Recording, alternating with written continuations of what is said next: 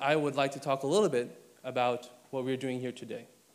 So medicine, ethics, and Islam, these are how they relate is a question that is open to debate.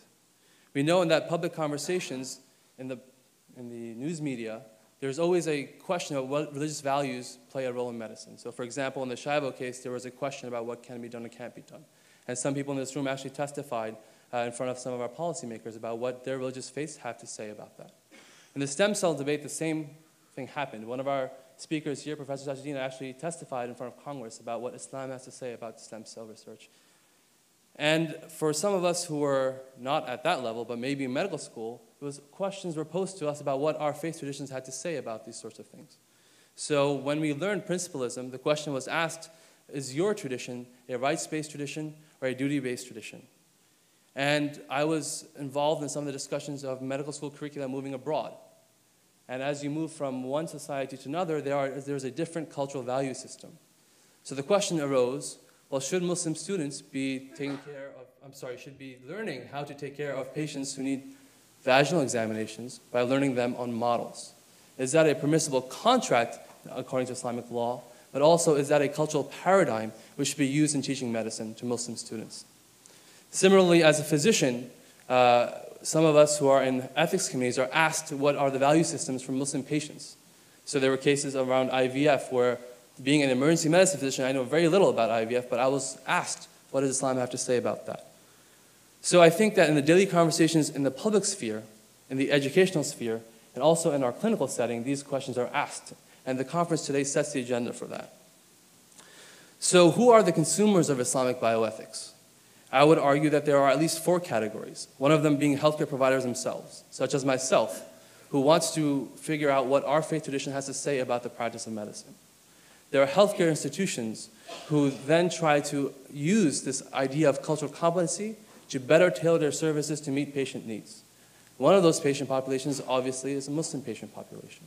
So they wonder, what can we do to make Muslims feel more comfortable? Similarly, as there are, on a higher level, policy organizations that want to make healthcare equitable. And health equity being a value, they try to figure out how can we not create disparities in healthcare based on religious values. And then, as some of the people in the audience today and who will speak, religious leaders, imams in the hospital, or imams in the community or hospital chaplains are often brought to the bedside to deal with the crisis of faith that people sometimes have when dealing with a terminal illness. So the question then becomes, who are the experts of Islamic bioethics? And what are the knowledge prerequisites for being such? One would think perhaps it would be the Muslim physicians who practice medicine but have a value system that they hold that permeates their practice. So perhaps Muslim physicians and those professional organizations of Muslim physicians will be the voices to talk about Islamic bioethics. One could argue that it should be the people who are experts in Islamic law or ethics.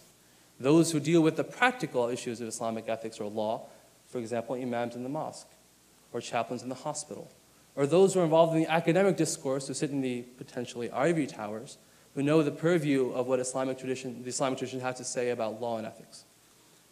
Some would say we bioethicists who are trained, and this is a very variable category, as we all know. Some who are lawyers, some who are physicians, some who are philosophers, they all partake in this dialogue. But again, who are the experts? So Dr. Shanawani, my partner in crime, and Professor Khalid, who is an Islamic law professor at University of Illinois Champaign, they did a study looking at Medline. And they wanted to ascertain, what does Medline have to say about Islamic bioethics? And they reviewed some 200 or so papers, and they found that less than 10% of these articles actually cited any sources of Islamic law.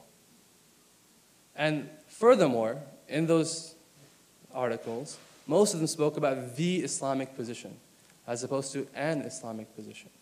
So they presented a faith which is very diverse as monolithic. So for us practitioners, such as who are practicing in the healthcare realm, the question becomes, where do we turn to if we only find that there's only one answer to anything? So the people who are involved in the discourse are physicians, and in Medline they write to a physician audience. So these are some papers from that. But then there are also people who try to cross the divide, who have trained within medicine but also trained in some Islamic traditions. They try to then write for the popular press about what Islam has to say about medicine. And then there are professors and social scientists who then try to look at the tradition as a whole and derive how principles from that tradition can be used in the secular setting. But the traditional jurisconsulates, those the imams at the mosques, or those who are the muftis, we say, who answer questions for the Muslim who comes to them, they also engage in this discourse. And they write for another audience, potentially. Sometimes they write online and answer the question right online, and that is the extent of their engagement in the discourse. So the current state of Islamic bioethics is that many different disciplines are engaged with different goals, different expertise. And this naturally leads to a silo problem where there's little crosstalk between these disciplines. For us at the ground level, the imams at the mosque, the physicians at the bedside, there is no central repository from which to draw upon when we want to figure out what to do in this situation, what my religious tradition has to say about this scenario. And often, the products that are produced are not relevant to our concerns. So what we need on the applied level are multidisciplinary works that account for the policy implications of the rulings, the religious verdicts. And we need to critically examine the Western bioethical concepts and constructs of whether they resonate with our faith tradition or they do not.